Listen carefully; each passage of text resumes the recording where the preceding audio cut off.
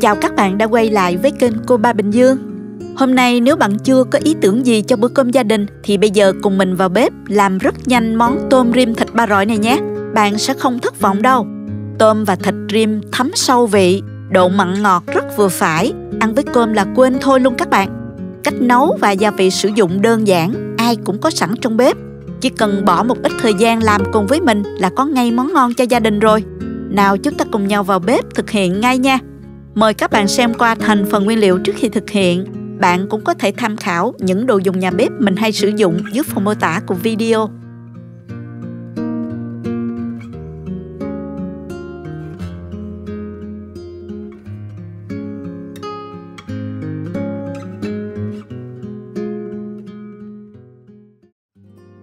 Làm món này rất là đơn giản. Mình dùng hành tím nè, khoảng 10g.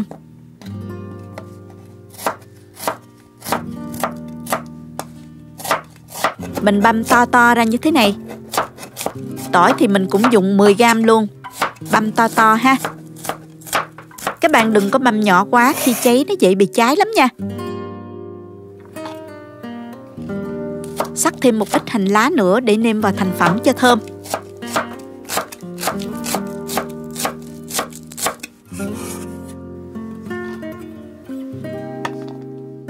Thịt kho chung với tôm thì các bạn nên chọn thịt ba rọi, nó có vừa nạc vừa mỡ mới ngon. Phần tôm này thì mình mua đã được làm sẵn như thế này. Mình đã rửa với muối pha loãng rồi.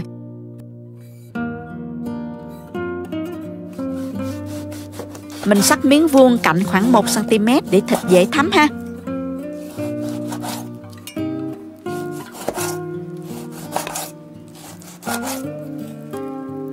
Cho vào thố ướp luôn. Với 300g thịt thì mình ướp vào đây 1 muỗng cà phê bột nêm, 2 muỗng cà phê nước mắm, 1/3 muỗng cà phê tiêu. Trộn đều. Nửa muỗng canh hành tỏi băm. Lưu ý là mình không ướp đường vào vì chút nữa cháy nó dễ bị khét nha các bạn. Và mình để 15 phút cho thịt thấm gia vị. Với 400g tôm, mình sẽ ướp vào đây 1 muỗng canh rượu trắng để bán đi mùi tanh của tôm, thêm 1 muỗng cà phê bột nêm, trộn đều. Mình pha sốt luôn cho các bạn dễ làm nè. Đối với bạn nào quen nấu ăn thì mình có thể cho luôn vào nồi kho luôn ha. Pha sốt gồm có 2 muỗng canh rưỡi nước mắm, 1 muỗng canh rưỡi đường, nửa muỗng cà phê bột ngọt, nửa muỗng cà phê tiêu, 1 muỗng canh tương ớt, 1 muỗng canh nước màu đường, khuấy đều lên. Bước kho tôm cũng nhanh lắm các bạn. Bắt chảo lên bếp, mở lửa cho chảo nóng rồi mình cho thịt vào xào.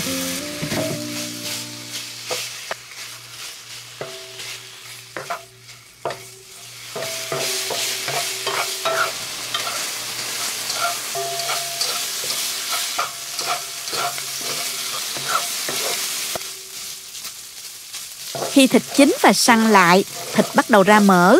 Phần mỡ này khi cháy sẽ rút vào tôm giúp cho vỏ tôm giòn và thịt tôm không bị khô. Bạn nào dùng thịt ít mỡ quá thì mình có thể cho thêm một chút dầu ăn vào ha. Các bạn cháy đến khi nào thấy thịt nó vàng xém cạnh như vậy là được rồi. Tiếp theo thì mình cho tôm vào xào chung với thịt.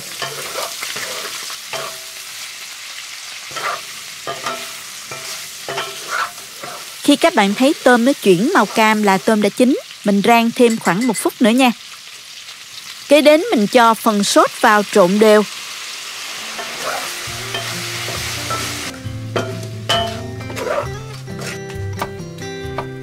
Và đậy nắp lại, rim trong khoảng 2 phút với lửa nhỏ. Sau đó mở nắp, rim cho phần gia vị rút vào thịt tôm. Các bạn nhớ là thường xuyên trộn để không bị cháy nha.